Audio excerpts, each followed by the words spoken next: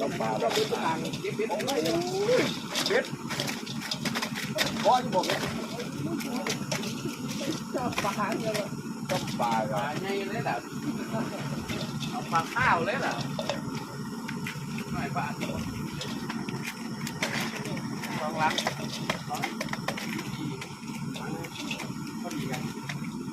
บ้านบัดเดียวเนาะว้าว เข้าจังเลยว่ะ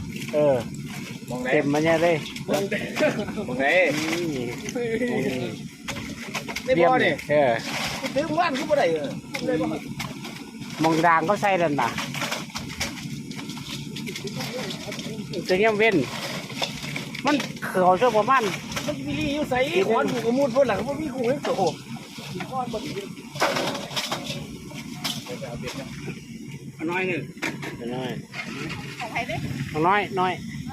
2 โลครึ่งเดี๋ยว2 โล 3เดี๋ยวนอนน้ำเนี้ยเยอะแบบเนี่ยอาจารย์เราพูดอะไรกันนั่นว่านนี่อะไรเมื่อวานแต่แล้ว3มันนี่2 โล 1นี่1 โล 1กลับเด้อกลับเด้อสิไม่ใช่โล 1น้อย2 โล 3โอเคนะคือหลายกมูหรอก